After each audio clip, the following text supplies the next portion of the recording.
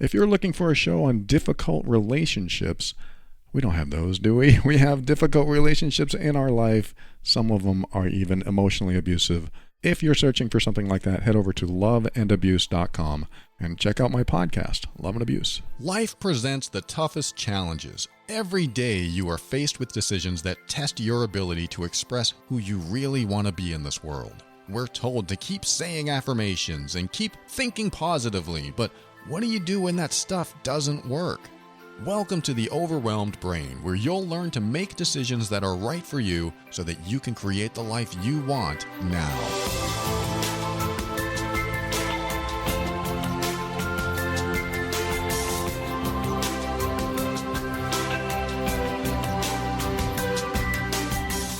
Hello and welcome to the show. My name is Paul Coliani and I want to help you increase your emotional intelligence, handle toxic situations with grace and ease, and give you the tools to show up as your authentic self. Everything on this show consists of my personal opinions and is meant for informational purposes only. So glad to have you here. Glad that you took the time to turn me on. Don't take that the wrong way. I mean the show. Thanks so much for tuning in. This is a clean show. Don't worry about that. I'm very happy you're here. I'm going to talk about, at least in this first segment, emotional infidelity, or what some people call an emotional affair. And this, I think, stretches beyond romantic relationships.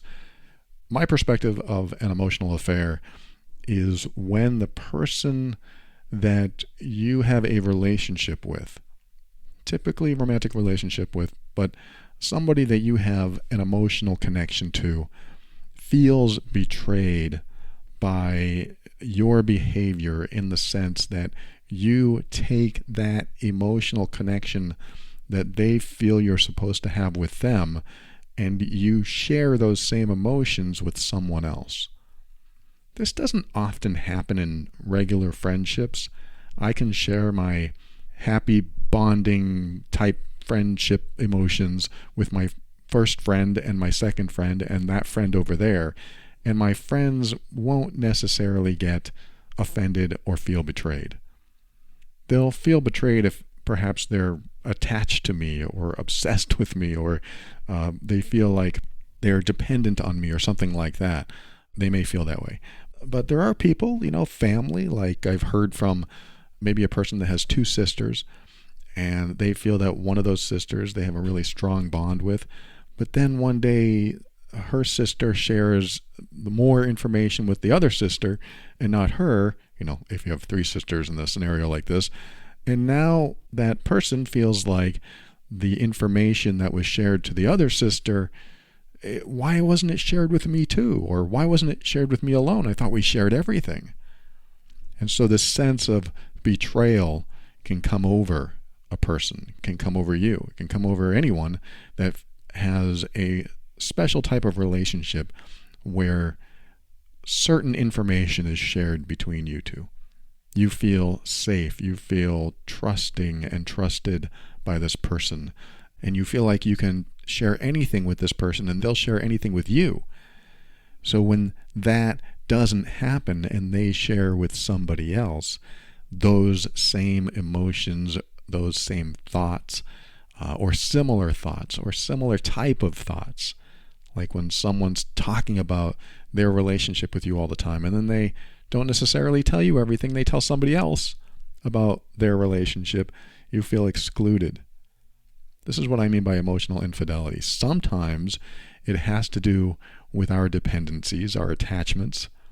We want this person to only share with us.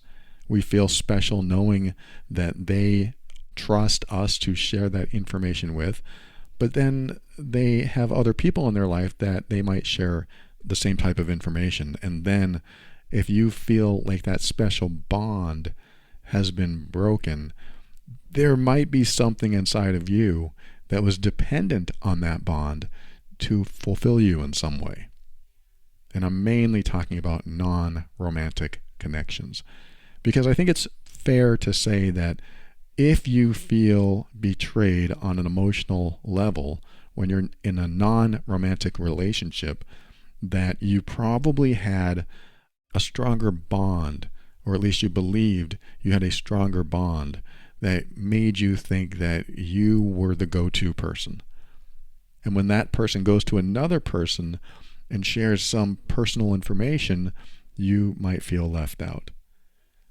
I think when it comes to non-romantic relationships, if you feel left out, the typical response is, oh, it must have been something I did. I must have caused them to do that. Or I must have done something or said something that made them feel not so trusting toward me. I think when that happens, it's better to be open about it. It's better to be clear with them, because if you've had a strong bond with somebody, a trusting relationship, a relationship where you feel safe to share everything with them, and then they share something that's important to them that they would normally share with you with somebody else, I think it's okay to be clear and say, hey, why didn't you share that with me? We share everything. What's going on? And see what they say. Now, it may be nothing. They may just say, oh, yeah, I was going to tell you. It was just, something that happened, and that person was convenient, and I wanted to get it off my chest, and it would be no big deal. Or they could say, what? Well, I'll share some things with you, but I don't share everything with you, and that might feel personal. That might feel like an attack. But I may also reverse my suggestion about being clear and honest with the person and just come back to myself and say, they have a choice about who they share information with and who they spend their time with. And I'm certainly not the only person in the world, so I shouldn't take this personally. In fact, that is my go-to. I think it's great when you have good communication with somebody where you can just say, hey, what's going on? You usually tell me this stuff. What's happening? You're friends, you can talk about it. But if it comes from a needy place, like if you feel this neediness, this almost desperate feeling that you've been betrayed or left out, that's when it's important to understand that maybe that neediness was coming out in other ways. Now, it does feel like I'm trying to shift a blame on someone who's needy or feels betrayed. That's not what I'm doing. I'm just asking you to understand and reflect on what you put out there. Because there's a big difference, in my opinion, there's a big difference. Let's just say if you have a family connection or a friendship, there's a big difference between wanting to spend time with them because you enjoy it and wanting to spend time with them because you need it. And this is a very thin ice area that I want to be careful going over, because if you spend time with somebody because you need it and you long for that time together when they're not around, again, this is non-romantic. If you're longing for that time together, then there may be some gaps in your own life, something that you need to fulfill in your own life so that you don't have that needy, desperate energy in someone else's life. And I talk about this when it comes to people pleasing. If you're a people pleaser, if you're a fixer, if you're a rescuer, you're someone that wants to get their hands dirty in a good way. You want to help. You want to make that person's life easier. You want to make it better. There sometimes comes with it a neediness, a desperation that can be felt by them. And what ends up happening is that some people are repelled by that energy. Again, this is very thin ice because I don't want to make you feel wrong if you do this. I don't want to blame you for this. This isn't about blame or being wrong. It's about awareness. It's about self-awareness and self-observation and understanding who you are and how you show up. Because no one's really wrong in how they show up, but a lot of people aren't aware of how they show up. Some people do show up as the people pleaser. I can talk about this all day long because that was me for a good 30 plus years of my life. And when I showed up that way, there was a neediness in me. There felt that desperate feeling to want other people to like me. There was a desperation in there, wanting to be needed, wanting to be loved, not wanting to be alone. And I believed that by getting my hands dirty in a good way, getting involved in things, trying to help, stepping in when I wasn't asked to step in, just to try to make that person's life easier or better, a lot of people were repelled by that. And some weren't. Some weren't because I hid my neediness well. I was very good at hiding my desperate feelings and making sure that they didn't see me as dysfunctional or something. Again, not calling you dysfunctional. I'm just saying I look back in my own past, and now that I've healed from a lot of the stuff that I've gone through, I can see some of the dysfunctions I had. Dysfunction isn't even a bad word. Dysfunction to me is when you don't function the healthiest way you can function. Meaning sometimes there's a better way to show up in the world and you don't know it. And you believe you're doing the best you can. And that's something I've learned. We all do the best we can from having experienced what we've experienced, building the tools that we've had, taking those tools that we've built, that we've collected over the years, even the ones that don't work well, and bringing them into every scenario and situation in our lives. And sometimes it doesn't create the most healthy situation. So I see any type of dysfunction as something that you haven't learned to make more functional, more healthy, and certainly less toxic if it's toxic. Not all dysfunctions are toxic, but a lot of toxic behaviors are dysfunctional. So when we're in a situation and we don't have the right tools, we end up doing things that might be repelling to other people. And nobody wants that. We don't want people to be repelled by us. Well, a lot of us don't. If we are experiencing some social anxiety, we might want people to be repelled by us. Just stay away. Don't come near me. Don't look at me. Don't think about me. Don't judge me. I don't want to deal with it. That can be nice for someone experiencing that. But I think for the most part that most people don't want to go around repelling others. And this is why it's important to be self-aware of our dysfunctions. It is important for you to be self-aware of what you do and also be okay identifying your dysfunctions. One of the biggest healing steps I've ever taken in my life is to look at my behavior and say, you know, when I do that behavior, I get results I don't like, but I do that behavior because I think it's going to help me in my life. It's going to make my life better. But then I look at my results and I realize, oh, it's not like making my life better, it's making it worse. Because even though I might be, let's just say, happy in the moment, I get a quick high from people pleasing, it also comes with it burnout.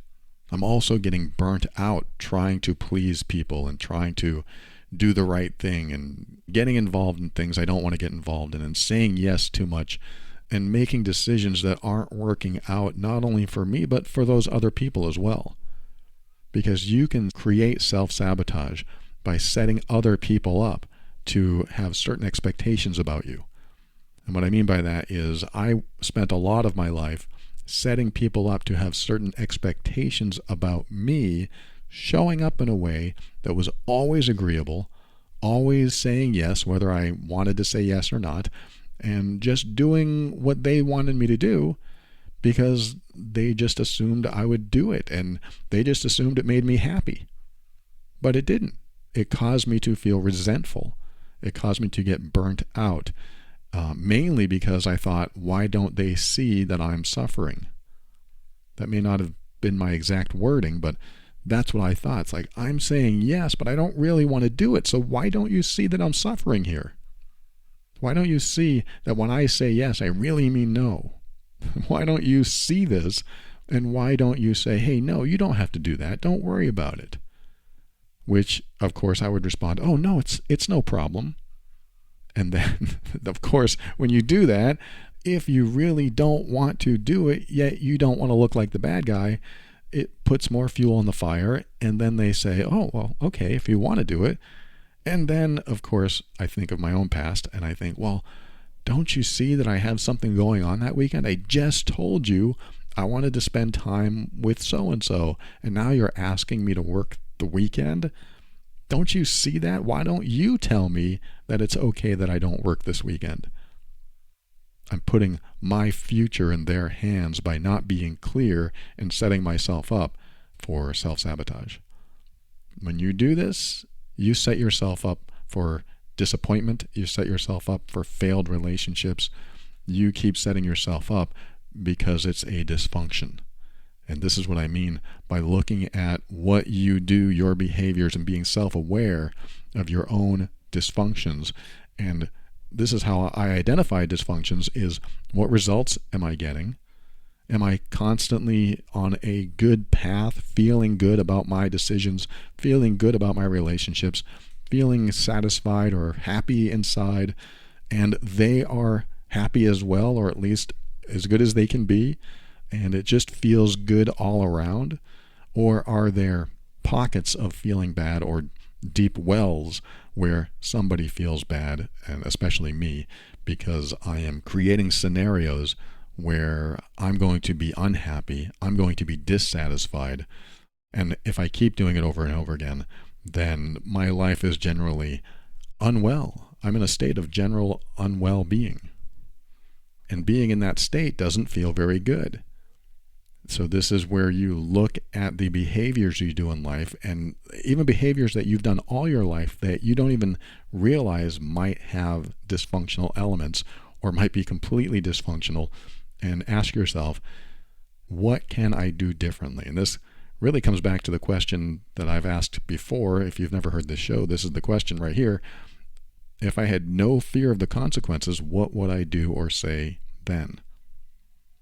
This question can solve about 90% of dysfunctions, maybe 98% of dysfunctions. For the most part, I'm not talking about somebody who actually wants to commit crimes and hurt people. I mean, if there were no consequences, I'm going to hurt this person. Yeah, that might not go well. I'm talking about when you have fear-based responses.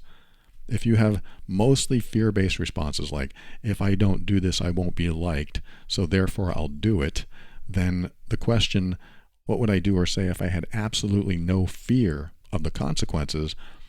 What answer do you get? And when you decide to move in that direction, you are in alignment with the highest purpose that you have for yourself. In other words, if you want to be happier and more satisfied and more fulfilled in life, that is more likely to make you feel that life has purpose, that life has meaning. And when you make decisions out of fear, you're less likely to move in the direction that is in alignment with what you really want. When you move in a direction where fear is not even in the equation, what would I do or say if I had absolutely no fear of the consequences, and you actually do or say those things, then you end up in alignment with who you really want to be. It's kind of like I don't know, it could be a spiritual thing, a higher self. You want to step into the place that you feel you are inside, instead of showing people what you believe they want to see. Again, it doesn't mean it works for every single thing in life, but usually with fear-based decision-making, it works. I mean, this is exactly what I did when I was working for a company in late 2000s, and the boss was putting people down and making them feel small, and it was a big office meeting, and I just asked myself that question, if I had no fear, what would I say when he calls on me? What would I say then? And he called on me, and I said what I was thinking. I said, in so many words, if we do what you say, you'll stop yelling at us. It was actually more specific than that. But in general, that's what happened, and that's how it felt, is that I was basically saying, you're yelling at us, and if I do what you say, you'll stop yelling at us. So that's why I'm going to do what you say. And it was a smart alecky reply, and the whole room went silent. But that's what came out of my mind and came out of my mouth when I asked myself the question, what would I say if I had absolutely no fear? Because fear was driving my response before that moment. I was going to respond like everyone else was responding. They were responding from a place of fear, or at least some of them I could tell, and they didn't want to lose their job. They didn't want to make the boss mad, and they didn't want to cause waves. And I thought, I don't want to walk around like this in life. I don't want to carry this fear with me that I can't make decisions that are right for me, that I have to make decisions based on the fear that other people make me feel. the fear that I have of other people's reactions or comments or behaviors. I don't want to live life like that. That was one of the first moments I realized that stepping into my power involved taking fear out of the equation. That's what I did. I took fear out of the equation, and I just asked myself that question: what would I do if there were no fear? This is what I would do. This is what I would say. And when I did that, I was suddenly in alignment with who I really wanted to be. If you feel like there's no meaning in life, if you feel like there's no purpose in life, this is one of the steps into purpose. When you honor yourself, when you align with what you really want, when you make yourself a priority and let the cards fall where they may, when you make a decision for yourself, assuming things aren't working out for you now, you'll find that things will work out for you almost always. And I say almost because, of course, someone's going to throw me an exception. They're going to say, I tried that, Paul. I went in with no fear, and I said exactly what I wanted to say. I got fired, and I couldn't afford my mortgage anymore. My wife or my husband left me. I mean, they're going to give me that story, and it's going to be true, and I'm going to say, yes, there are risks. I mean, I would be much more sympathetic, but I'm going to say, yes, there are absolutely risks to doing this. And you honored you. That was who you were, and that is who you are. You stepped into alignment with who you wanted to be in that moment, and you did it. And when people aren't in alignment with you, they will fall out of alignment with you. That's a little redundant, but it's meaningful when you think about it. If somebody's not in alignment with you at your deepest self, your highest self, however you want to look at it, then when you step into that deepest, highest self and you speak from that place, from your heart, from your soul, from the deepest part of you, and other people don't like what you're saying or aren't there with you, they're probably not in alignment with you anyway. They're probably somebody that you showed up for in a different way, and now you're showing them your true self. You were showing them somebody else before, but now you're showing them your true self. And if people don't stick around when you show your true self, those probably aren't the right people for you. And that's kind of a hard pill to swallow, because this might be someone you care about and you thought they cared about you, and it might be a great relationship. It might be a great situation. And then suddenly the relationship or the situation changes, and now what do you got? Well, the first thing you have is knowledge that the people or the situation that you were in wasn't meant to work out anyway. In fact, you were probably experiencing struggle or conflict or resistance in different ways, and you wondered why this was so difficult. A lot of things in life are difficult because we are not showing up as that deepest version of ourselves. If you're not showing up as the deepest, highest, most connected version of you, then you will have struggle, you will have stress, you will have resistance. And that resistance is almost always caused by not showing up as who you really want to be. Again, the word almost applies. There are always exceptions. But I've tried this over and over again. I've asked myself that question: if I had no fear, what would I do or say then? And I just went for it, because I wanted to find out if all my fears were unjustified. And they were. All my fears were unjustified. Oh my God, I'm going to lose my job. I better not say anything. And I had that fear in every career that I started and finished. I always had that fear, like, I'm going to get fired. I'm going to lose money. They're going to hate me. I'm not going to get a promotion. So I had all these fears running through me. But what ended up happening was, when I started honoring myself and saying what I really felt at my deepest, highest place inside of me, the opposite of what I expected occurred. I expected to be yelled at. I expected to be fired. I expected people to break up with me. But when I showed up as the opposite of the way I usually show up, the place I used to be in fear, what I ended up getting was better results. I was in alignment with who I am at the deepest level.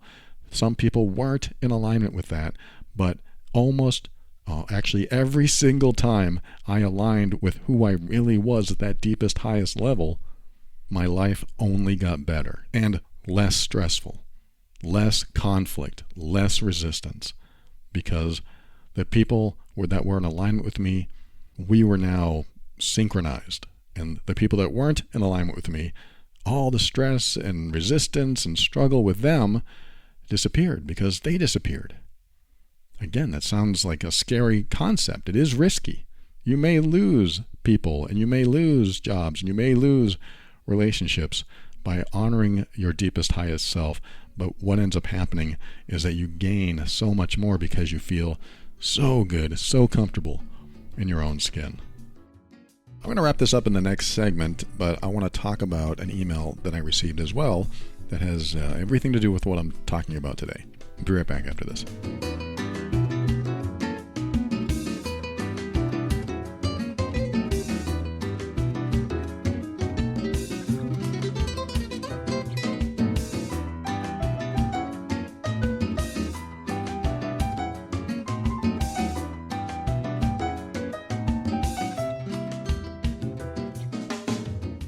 Today's sponsor is BetterHelp Online Therapy, and I am so grateful for their service because they offer something that goes beyond just listening to someone on a podcast. They go beyond because they help you interactively. They go back and forth with you. They listen to you and help you get into a better space, help you feel better. That's why they call themselves BetterHelp. They help you, and they're good at it. And the reason they're good at it is because you have your choice of any licensed professional counselor in their network, but what they do is they match you up with someone that works for you, and you can choose anyone you want, but they'll give you the best match. Then you can start communicating in under 48 hours. So imagine that. You sign up for the service, and in under 2 days, you have your first appointment, and you don't even have to leave the comfort of your home or your car or wherever you are. It's much more affordable than in-person therapy, and they give you all kinds of options to use, like video, phone, and even live chat sessions with your therapist, so that you don't even have to see anyone on camera if you don't want to. They help you deal with anything from depression, stress, anxiety, relationship issues. You live in a world of relationships. Everyone probably has some relationship issue with somebody, and if you don't, you're probably not talking to them anymore. If you have relationship issues that are current and you're not sure how to deal with them, and you just need some one-on-one advice, BetterHelp may be the solution for you. So check them out. Go over to betterhelp.com/brain. That's BetterHelp, the word better and help together, BetterHelp.com/brain. When you go to that web address, you'll get 10% off your first month. Again, BetterHelp, that's HELP.com/brain. Join over 1 million people taking charge of their mental health.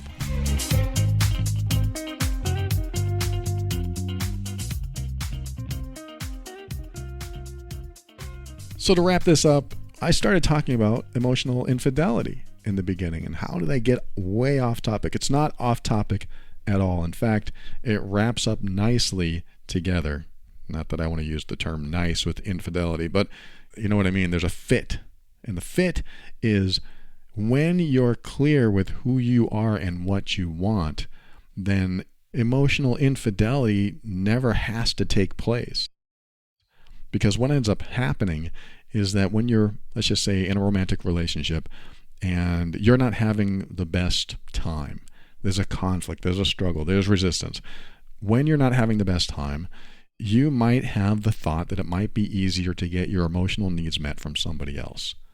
Now, this is what we have friends for. We can have friends, and that's great, and we can connect with those friends and share and vent and do all that stuff. But the emotional part, the emotional infidelity part, comes when you're not being as honest as you maybe should be with the person that you're with. For example, I told my girlfriend, I'll never feel the need to cheat on you because I would tell you that I feel the need to cheat on you. I didn't use those words, and this isn't exactly how the conversation went, so don't think I'm just cold and heartless.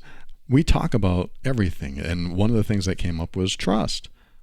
Can you trust the person you're with? Can you trust them not to cheat on you? Can you trust them to tell you everything, or at least be somewhat transparent, so you're not playing mind games, you're not playing guessing games. And I said, you'll never be surprised by me suddenly leaving you, or suddenly cheating on you, or suddenly doing anything like having an emotional affair. You'll never be surprised by that, because I'm going to tell you exactly how I feel and what's going on in my head, so that it never reaches that level.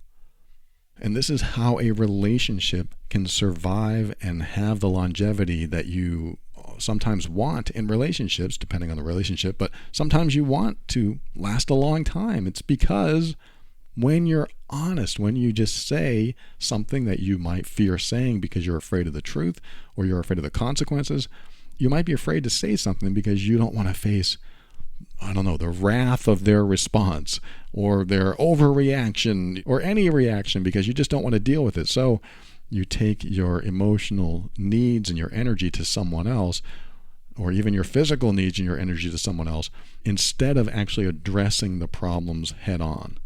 And to clear that up, what I just said, I told my girlfriend, if I ever feel that we're not intimate enough, or there's not enough romance, or we're not connecting anymore, I feel unhappy, you're going to know about it. That's what I told her. I said, you're going to know about it. You're going to know how I feel. And the reason is because I don't want it to go down a road that leads to everything I just talked about. I don't want it to lead to that, because if I'm just doing that out of the blue, then we didn't have the conversation that we needed to have. If I felt like we weren't being intimate enough, I'm going to have that conversation. I'm going to try to resolve it. Can we be more intimate might be the question, or maybe she'll say, of course we're not being intimate because all we do is sit down and watch TV.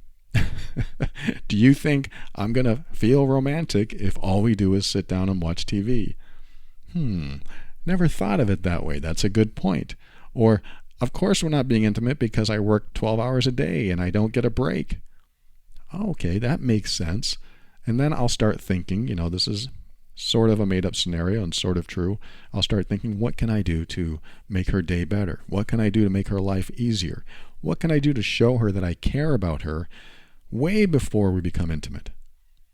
I want her to know that she is special in my life. And if I'm not showing her that, of course, she's probably not going to want intimacy. She's probably not feeling it because I'm not showing it in any other way, if you're reading between the lines there.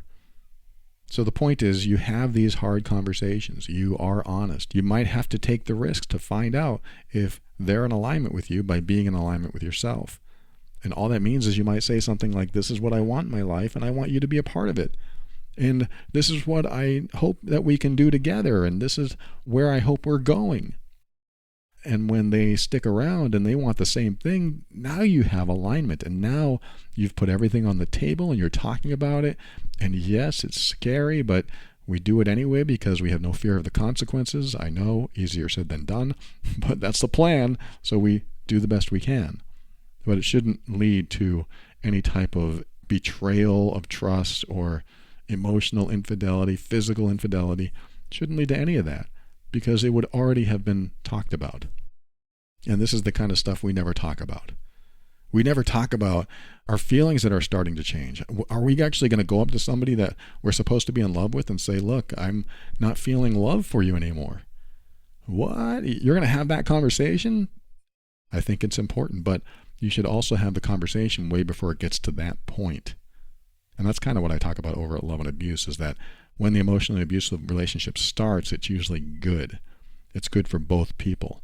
But when the abusive or hurtful behavior starts, it tends to get overlooked or discounted or dismissed, or the person thinks that maybe there was a misunderstanding, so they moved past it. But then another hurtful thing happens, and another hurtful thing happens. And unless you've had a serious conversation where you say, look, this stuff can't keep happening, this has to stop, that's a risky conversation, because it feels like if we say that, there's going to be confrontation. And if we confront somebody, what does that mean? It often means being in alignment with yourself.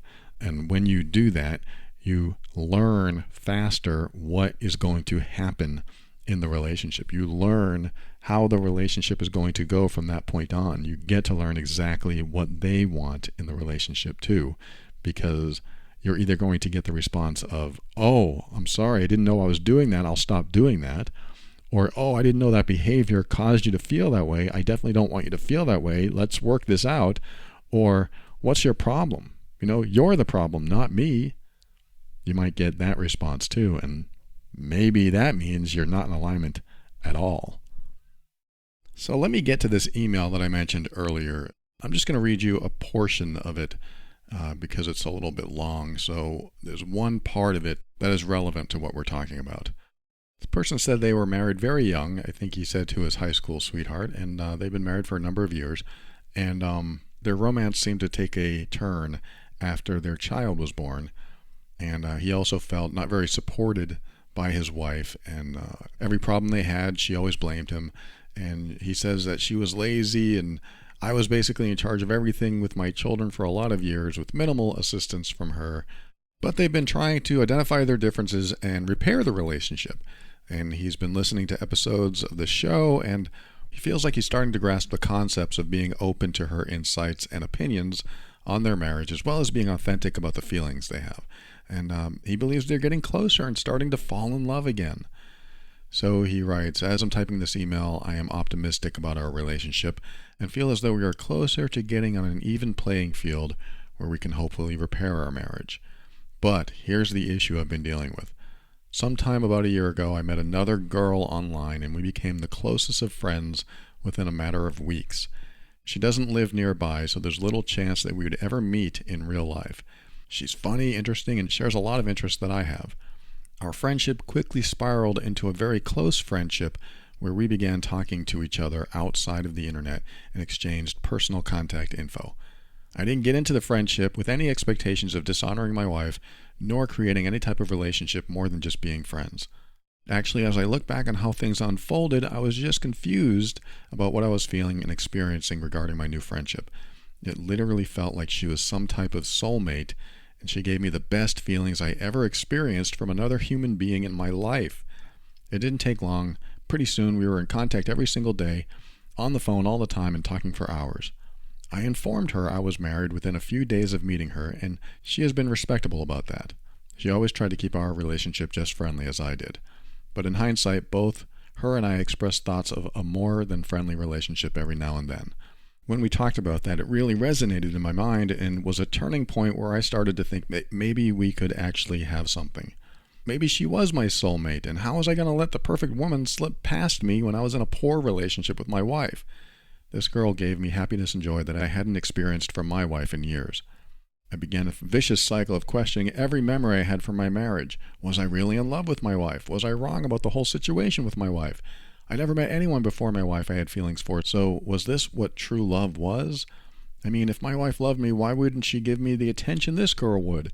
She would send me photos of her occasionally, never anything sexual, always appropriate, and I also found her very physically attractive. I never intentionally let on that I wanted anything more than a friendship, but I know that I unintentionally dropped hints. I fell into a deep depression and this crazy anxiety where all I could think about was kicking my wife to the side and dedicating my life to this girl. But I kept my morals about me and fought these feelings back the best I could. I couldn't understand why my brain would betray me. Why would my brain desire this girl so badly when I only knew her for a few months? I wanted to die to end the pain. I couldn't face the fact that I wouldn't have this girl permanently in my life as more than a friend. I was torn between the mother of my children, whom I've known for almost a decade, and this girl who I've only known for months. I chose the logical path of my wife and resigned myself to this perpetual pain, telling myself I couldn't betray my wife and I needed to be a friend to this girl. I mean, I injected myself into her life. How can I hurt her by just stopping contact with her? Anyway, he goes on to say that he told this person that he wanted to take a break, that he needed to get some mental clarity, that he was starting to repair his marriage and he was having good feelings about his wife again, and on and on. It was just something that he explored, and now he feels bad about it, and he just feels like he needs to focus on his wife again. But now he has this people-pleasing dysfunction that if this girl said, I just want to keep in touch with you, he probably would because he doesn't want to hurt her feelings. It goes on and on. It's a long email, and I don't mean to laugh about it. It's serious, but It's a template for a lot of people. A lot of people have gone through this. And he's asked me, how can I push away this other woman when the only reason she has a friendship with me is totally my fault? These are consistent thoughts I have floating around in my brain, and I'm so lost. I need closure with this woman, but I don't think I can say what needs to be said. I'm going to need to hurt someone else to make my own brain happy, but I feel like I'm going to mess it up. I can't trust my own thought process anymore. I don't even know if telling a stranger about this will even put my mind at ease, him telling me. I have sought counsel from a few therapists in my area, but everyone I see comes across as self-righteous know-it-alls. Okay, all right, well, maybe those are the wrong counselors. The only advice I get from them is to call and just tell her my real feelings and how I can't separate lust and friendship from her. I don't think I agree with that, but let me continue here. But the approach they tell me to take is always just do it. But it's so hard when I don't trust my thoughts and I have so little confidence. If you could shed some light on what would be a good way to handle this for me, I will be so grateful. Basically, what I'm trying to say is I just need the tools to understand what I actually want to do in this situation. All I want to do is be happy and be satisfied with my overwhelmed brain again. Thank you so much for what you do, and I appreciate your time.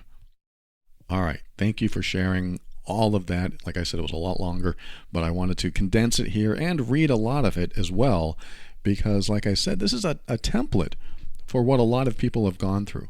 They're in a marriage, the marriage isn't going great, they find emotional support from somebody else, that emotional support gets more involved, now they have feelings because this other person is fulfilling emotional needs that his wife, for example, isn't fulfilling. A lot of people go through this, and I started talking about emotional affairs and emotional infidelity in the last segment, and right off the bat, absolutely 100%, this is an emotional affair. This is a betrayal of the trust and the bond of the relationship. I don't say that to be mean to this person who wrote. I don't say it to call him out because he's calling himself out. He didn't call it an emotional betrayal or an affair, but I did.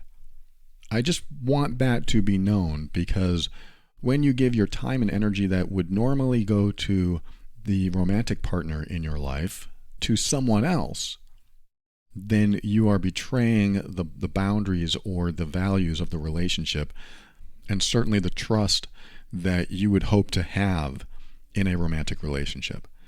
Now, there's a couple things that I will call this person out on, because I like to see all sides of this, and we'll start with his side. His side is, I'm having trouble in my marriage. I'm feeling not so intimate or romantic or whatever toward my wife anymore, and I found someone that I can share and express to, that I can connect with, that he didn't say this, but he probably doesn't feel judged, he probably doesn't feel criticized, he probably doesn't feel belittled. There's a lot of things that he doesn't feel, which is why this other relationship is so appealing. And from what he wrote, he never met this other woman physically, but it was an online thing and an on the phone thing. So there was certainly a relationship going on.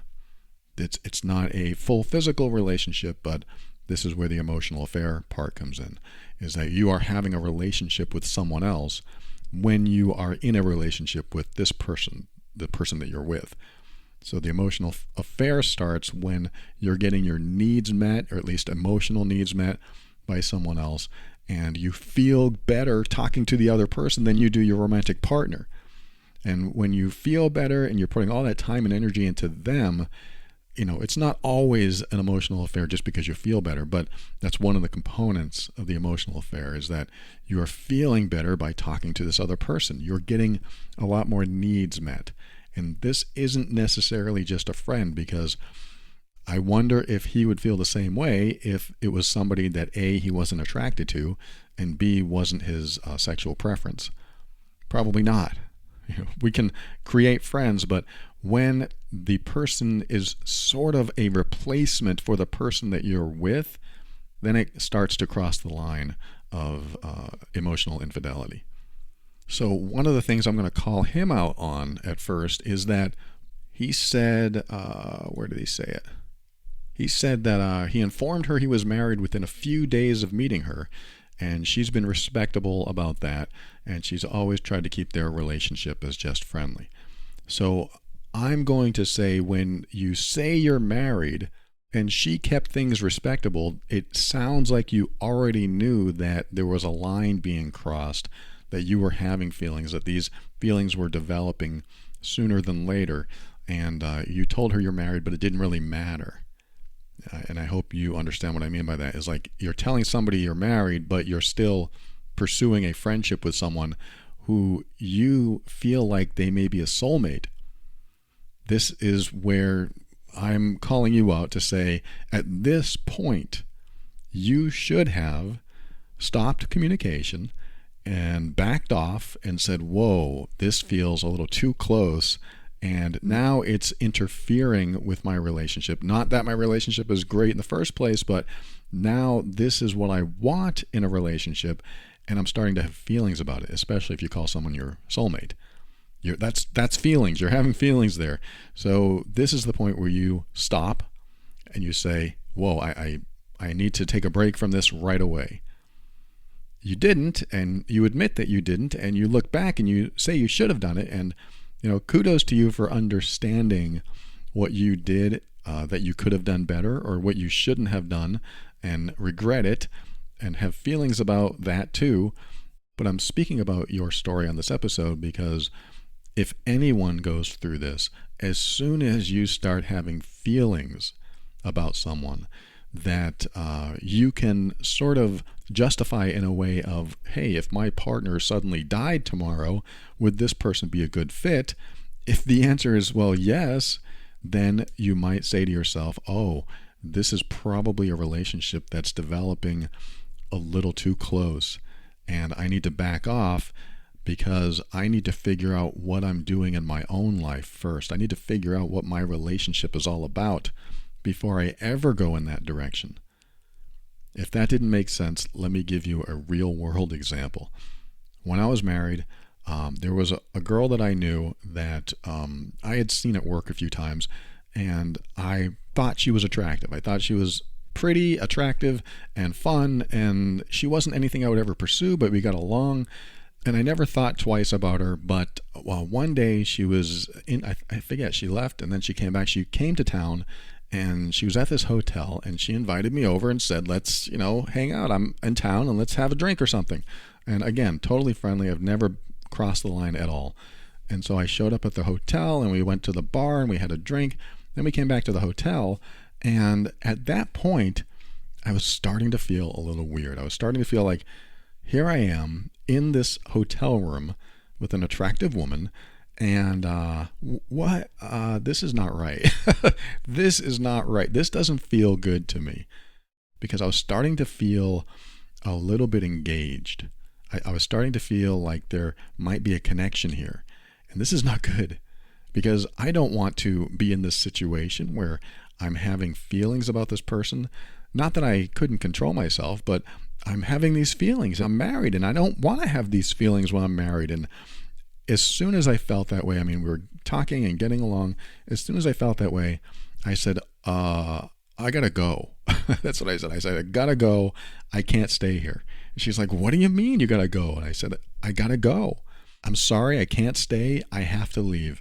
We'll talk again some other time.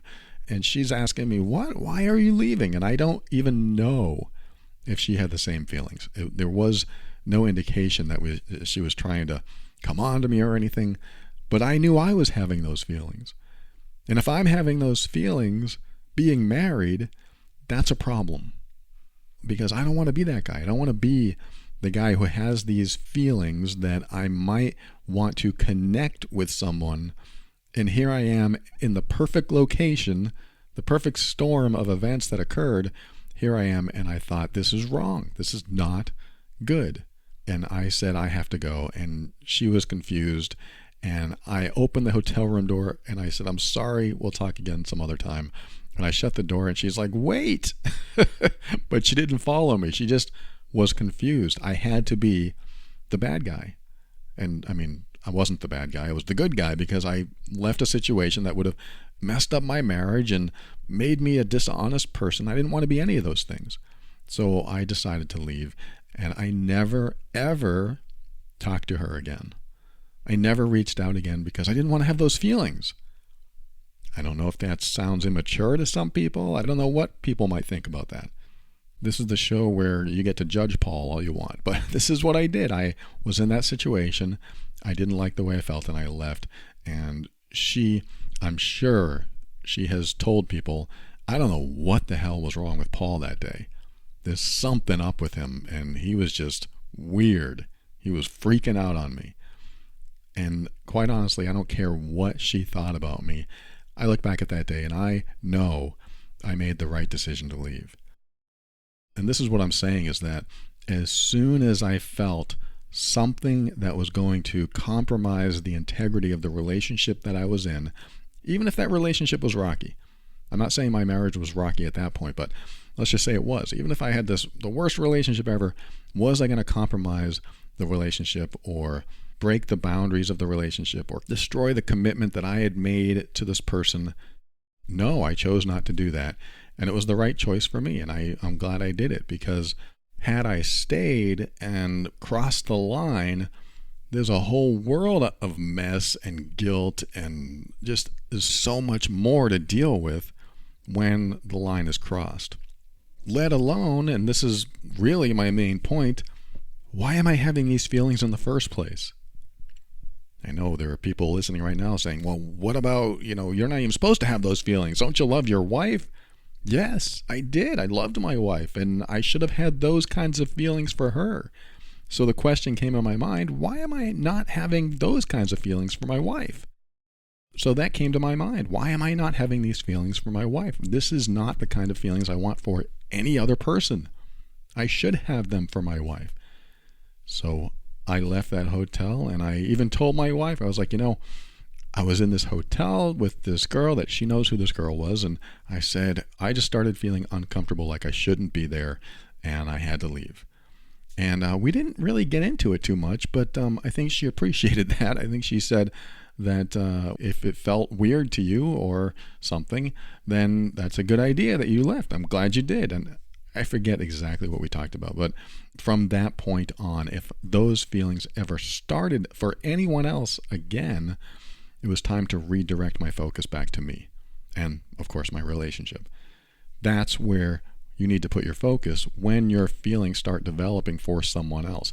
You need to stop yourself in your tracks and then put the focus back to what needs to be either addressed, invigorated, reinvigorated, readdressed, or go back to the relationship you're in and ask yourself if you're going to work on this relationship or you're going to stop this relationship. I think you need to get to a place where you're specific about what's going to happen in the current relationship you're in. Because that's what I did. Am I going to work on this relationship and work on the feelings that I had for this other person? Or am I going to say, hey, my relationship isn't working. I need to stop this current relationship that I'm in, get a separation, get a divorce, whatever that is, so that I can pursue someone else or figure out what I want in my life and then pursue it. But the point is, I'm closing one thing before opening another thing. And that's important. I think it's important to close one thing, especially a relationship that you've made commitments in, before you pursue another thing. And I know this is a common knowledge. Of course, you're supposed to stop the relationship you're in before you get into another one. That's the general rule. Otherwise, you're cheating, unless it's been talked about, unless there's some other circumstance going on. But for the most part, I believe it's important that when you start developing thoughts and feelings towards someone else, that you redirect your focus and attention on what you have today in front of you and get some closure on that. And this is where I tell this person who wrote, that's what you should have done right up front. And what you should have done is ask yourself questions like, what do I get from this person that I don't get from my wife? What kind of feelings am I feeling with this person that I'm not feeling with my wife? What can I tell this person that I don't feel safe telling my wife? What does this person do for me that my wife doesn't? Those are important questions, because as soon as you answer those questions, The answers give you something to talk about with your wife. That's what needs to be talked about. And it will help you understand what's been missing from your relationship. Those things that you're getting from someone else have been missing from your relationship. So you have to ask yourself those questions and find out if you can fulfill those things in your life so that you can have a great relationship. And from this person's message, they said, our relationship is starting to get better and better. So I would ask you, what did this person do that your wife didn't? Because he said his wife wasn't supportive, and maybe this other person was supportive. So that would be something that you talk to your wife about and be very clear and very serious and say, we started going downhill because I felt no support from you. And I really need to feel the support from my wife. I really need your support. And hopefully she'll say, of course, I want to support you. Great, let's talk about this, or let's work on this together. That's how these things are rebuilt in a relationship, is you figure out what another person is doing to fulfill you when you have these feelings for another person, and you bring the answers to those questions back into your relationship so that you can start creating a better relationship. Or you discover that your existing relationship isn't working and it won't fulfill you. Because if it won't, then the only fair thing to do, even though it feels mean or it feels hurtful, if you've tried everything, if you've tried talking with each other, had couples counseling, if you've exhausted all your resources and you still can't get fulfilled the way you can with somebody else, and you don't think you'll be happy with your existing relationship, then it's not fair to expose that person to your unhappiness. And I know that sounds a little strange, but if you bring your unhappiness into the relationship because that person can't meet your criteria or your standards or fulfill certain components of your life, and you'll never feel as happy as you could be, and you'll always think that there's something missing, then you're going to bring that type of energy into the relationship. If there's something always missing, then the relationship itself will never feel as satisfying as you want it to be. This doesn't mean if you're not getting all your needs met that the relationship won't work, because some people can be in a relationship like this where they're not getting all their needs met, but everything else works so great that it works. And there's no reason to leave, even though you could have more needs fulfilled, but this person isn't capable of it. And hopefully you have some sort of conversation of the needs you have so that you can work things out. But that's what I was talking about earlier. Sometimes you have to have these hard conversations that are risky, that make you think that if I bring it up, they're going to yell at me or want to leave me. And you get to find out if they're in alignment with you, because if you bring it up and they can't stand what you're saying or can't stand what you're asking, then maybe they aren't in alignment with you. And if they're not in alignment with you, then maybe it's not meant to work out. What I mean by that is that if you're not on the same page, then usually a relationship that's not on the same page has a lot of struggle. There's a lot of difficulty. So there's that part of this that I wanted to say. And let me come to the other part of this, which are his questions, where he says, how can I increase my confidence to make the correct choice in the situation? How can I push away this other woman when the only reason she has a friendship with me is totally my fault? These are the consistent thoughts I have floating around in my brain, and I'm so lost. I need closure with this person, but I don't think I can say what needs to be said. I'm going to need to hurt someone else to make my own brain happy, but I feel like I'm going to mess it up. I think the very first thing you need to do is ask yourself, what do you want? Well, I want my wife. I think it's going to work out. I want my wife, but I don't want to hurt this other person's feeling. Well, I know what you don't want. You don't want to hurt this other person's feelings, but what you want, it sounds like, is to work things out with your wife. So now you know what you want. You know you want to grow and nurture the relationship that you're in. Great. So what you do from this point on is take away anything that takes your time and energy away from growing and nurturing the relationship. And you're saying you know this. I just don't want to mess it up. It's fair to say to someone, I messed up. I shouldn't have pursued a relationship with you or a connection with you of any kind because I really should have been focusing on my marriage. I screwed up. I am sorry.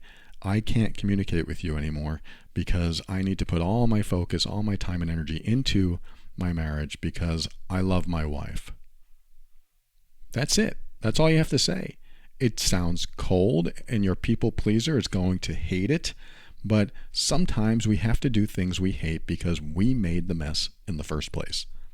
So you made the mess. You got to clean it up. And the only way to clean it up is that someone has to get hurt when you create such a triangle. Someone will get hurt. And I believe the person that needs to get hurt right now, and this is going to sound terrible, is you. You need to feel the pain of ending relationships with people that you know will get hurt when you end them. If you need to end a relationship that will interfere with your thoughts about your marriage, about your wife, if you need to end that, then you need to end it. And it's not a matter of trusting or having confidence. It's nothing like that at all. You just have to do it. There's no thought about it. You just have to do it because it interferes with what you want. And you want to work on your marriage. You want to work on things. You want to get things straightened out. And so if you're serious about that, you have to make serious decisions. You have to make, don't take this the wrong way, adult decisions. An adult decision is a decision that might be hard, but you do it anyway. You might be afraid, but you do it anyway. It might hurt someone's feelings, but you have to do it anyway. Because what's most important is everything's on the table so everyone knows what they have to work with. If you string this other person along because you don't want to hurt her feelings, then you're not only doing a disservice, you will probably make her feel worse overall because she'll think there's a chance. You can't leave any loops open. You can't let people think there's a chance when that chance doesn't exist. Now, if you think in your mind, well, if my marriage doesn't work out, maybe I should leave this open, then you need more time. You need to prepare. You need to get away from this other person, look at your marriage seriously, and ask yourself if this is what you want. You need to come to that conclusion first. And from your letter, it sounds like this is what you want. You want to make your marriage work. And because of that, that's where your focus needs to be. And you need to close the door on anything that distracts you from that focus.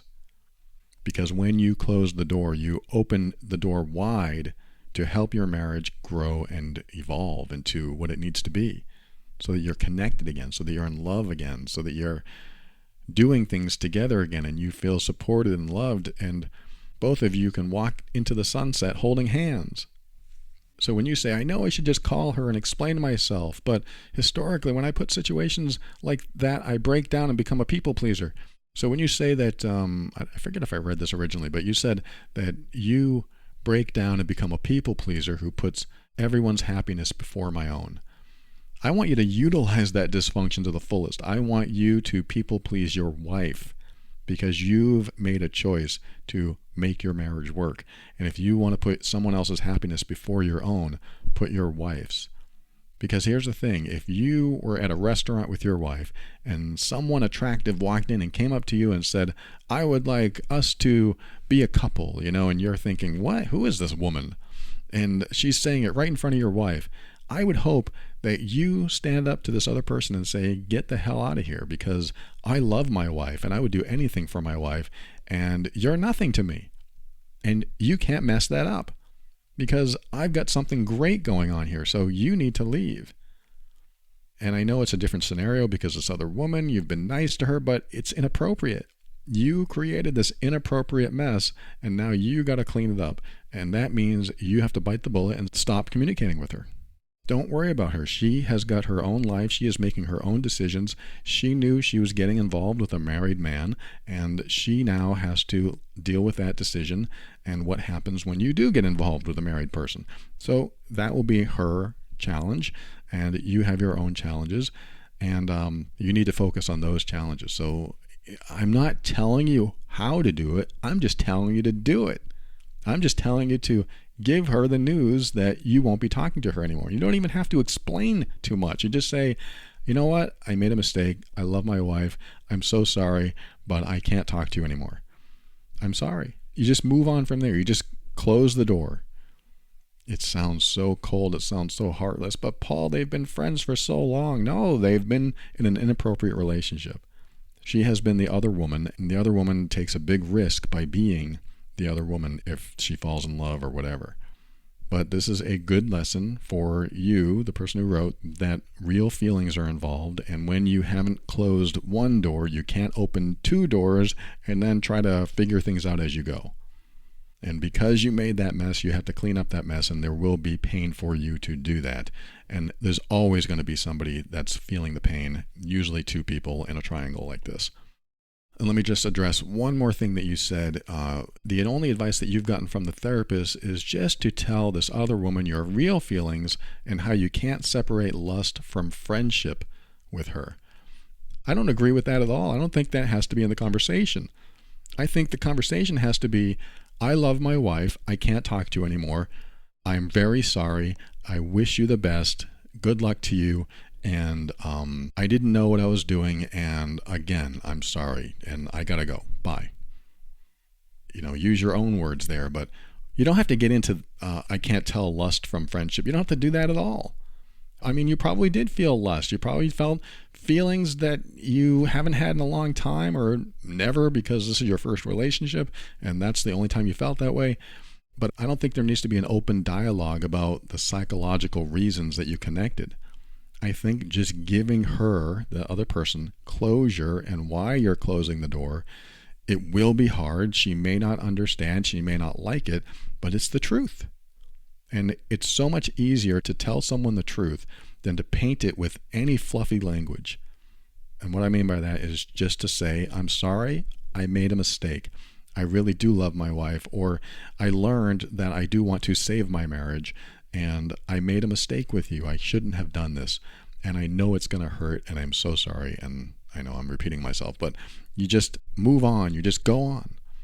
I'm all about putting all the facts on the table and letting things fall where they may, because everyone has to figure out their own life. And like you said, you're a people pleaser. Listen to my episodes on people pleasing. You may have already done that, but definitely people pleasing will get you into trouble. If you don't like confrontation and you're not giving people the whole truth, then they don't know the whole truth. And in this case, she thinks there might still be a chance. You're just stringing her along, which is not nice. So it's time to move on from that. And you did say the therapist told you to just do it. I don't know what just do it means to them or you, but I say, yes, just do it, but make sure there's full closure. Make sure there's no question. When I shut that hotel room door and left, there was no question I was closing that door forever. And maybe it was unfair that I didn't tell her why I was leaving exactly, but it was just a can of worms that I did not want to open and make it all weird and awkward. I just said, I got to go. I shouldn't be here. And then I closed the door. I know people are going to write to me and say, hey, you shouldn't have just left. You should have explained. I know, maybe I should have, but then I'm in another conversation and I'm staying longer. I just did what I had to do to close that chapter of my life and figure out what I needed to work on in my marriage. So thank you for writing. I spent a lot of time on this subject today, but I hope it has helped. I hope it's been of value to you. My goal with any type of relationship issue is to put things in a linear order. And what I mean by that, because he wrote, it's so hard when I don't trust my thoughts and I have so little confidence, in my decision making. You need to put things in a linear order and ask the biggest questions first. Do I want to save my marriage? That's the first question. That's the first thing in line. So the first thing in line is yes or no. You got to figure out that yes or no first. Okay, yes, I want to save my marriage. Okay, great. Now take this yes into the next thing in line. Now that I know I want to save my marriage and I want to work on my marriage, will keeping this other relationship help me do the first thing in line? The answer is no. Keeping this other woman in the relationship that you've had feelings for, that you are connecting with in ways that are inappropriate, no. So now that you know that, you got one is yes, number two is no. Now that I know that I can't have this woman in my life anymore, what do I need to do to make that happen? That's the next linear step. When I say linear, it's just things are on a line. 1, 2, 3. Take the most important first. Then take the second thing and put that in the line. Then take the third thing you need to do and put that in the line. And these things will be different depending on the answer. Well, I need to tell her that I can't communicate with her anymore. Great. So that's the next thing. You put that into number 4. Now that I know I need to stop communicating with her, what do I need to do to make that happen? And this is the part where you think, oh, I don't want to hurt her feelings, but what do I need to do? Oh, I guess I got to tell her I can't communicate with her anymore. But I don't trust myself, and I know I'm going to hurt her feelings. Yes, that may be true, but all this is a logical series of questions and answers that you take into the next step. Step 4 is, how do I do it? Well, I guess I have to call her and tell her. Okay. It's not a matter of trusting yourself or having confidence in your decisions. It's just the next logical thing you have to do in order to support the first thing in line. I hope that makes sense. There's a lot more we could talk about on this subject, and clearly I could probably go all day talking about this, but you probably have things to do too. So I'm going to let you go. So glad that you were here today. When I come back, I'm going to give you my thank yous and my goodbyes. I want to thank this person who wrote. I hope you are in a better space today and that you have done what you needed to do to get through this. I hope you have been listening to my People Pleaser podcasts so you don't carry around a fear of confrontation. And I hope my perspective has been helpful. Thanks for joining me. I'll give you my thank yous and my goodbyes and my final words right after this.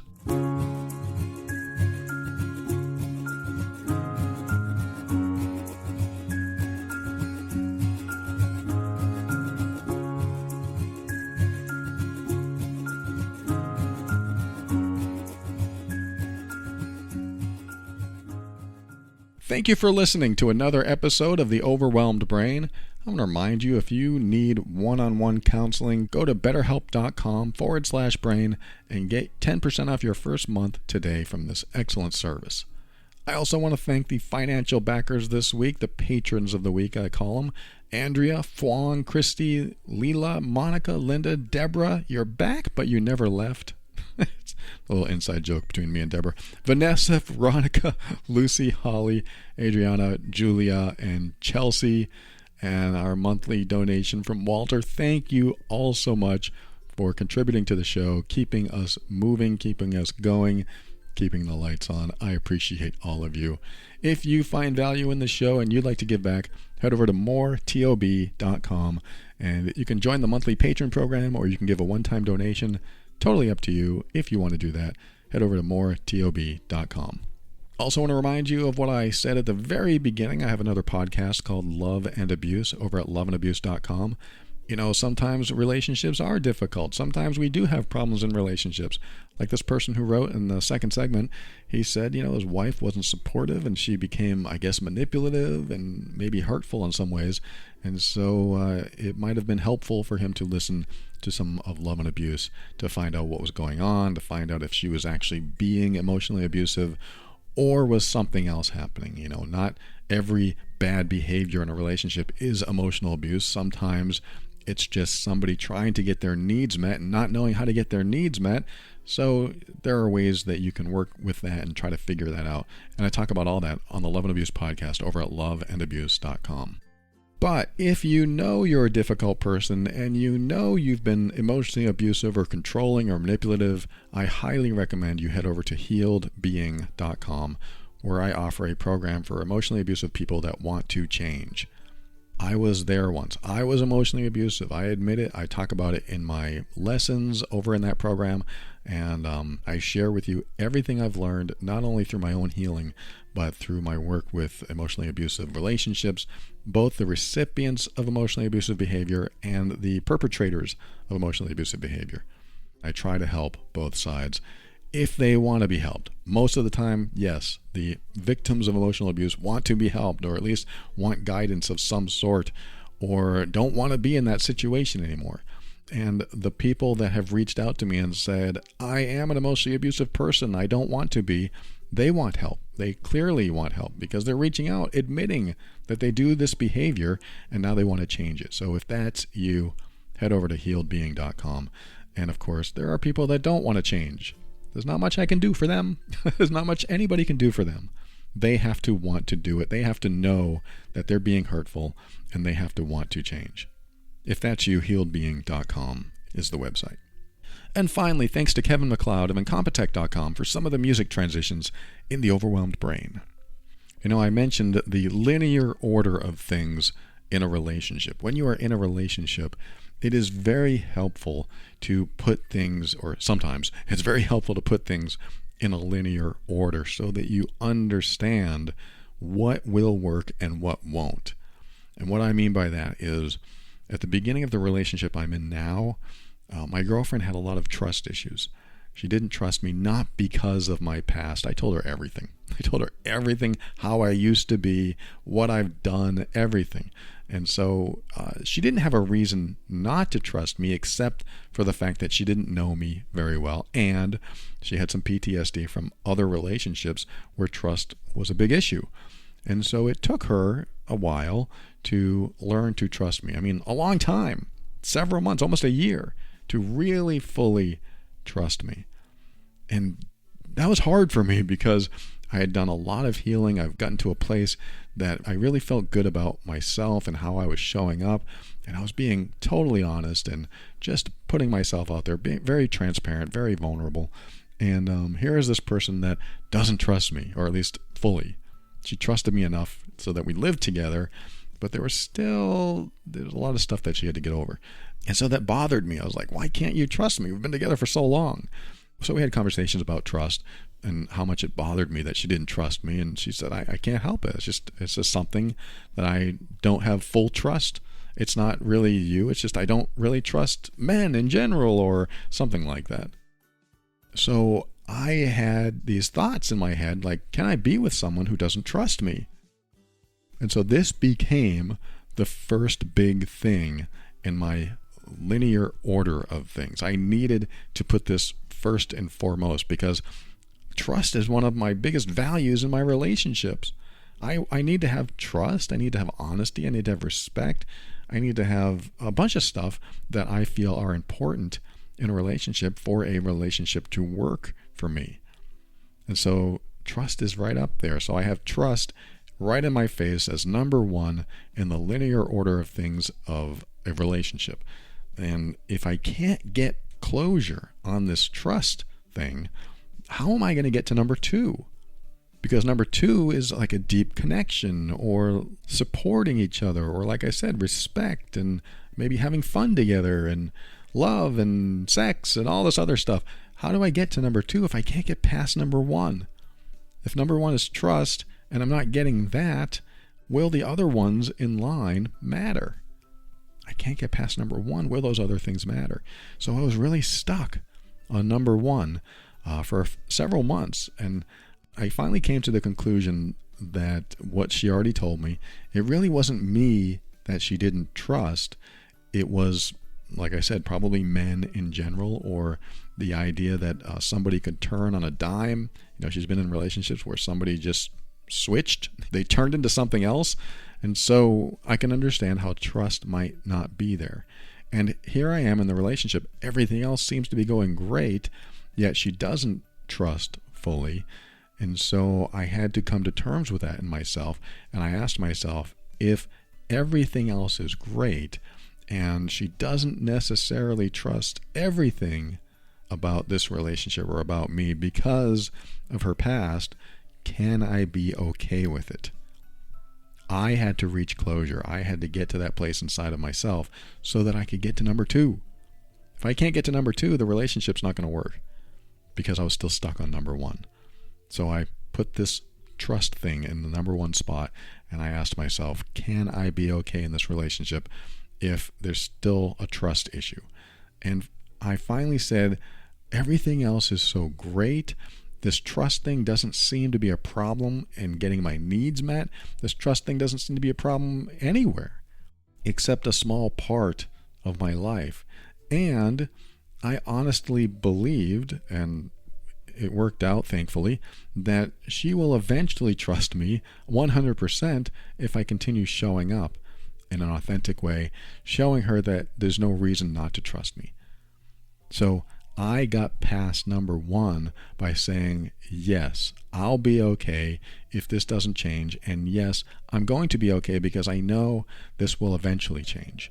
So I decided that I could close the door on number one and not have to think about it anymore and just go right past it, push it aside. Number one, done. Good. I got past the trust thing. And what is the second thing? I forget what we were working on next. I don't remember. But that's what I was doing. I was putting things in order of the biggest issues first, and then the second biggest issue and the third biggest issue. And we didn't really have big issues at all. We had what my girlfriend calls a glitch-free relationship. Yes, we have some arguments. Yes, we get into heated conversations. But even that, I just think that things have shifted for the better each and every year we've been together, because we always work on stuff and we're always honest with each other. And just like I said before, sometimes you have to be honest even at the risk of the relationship.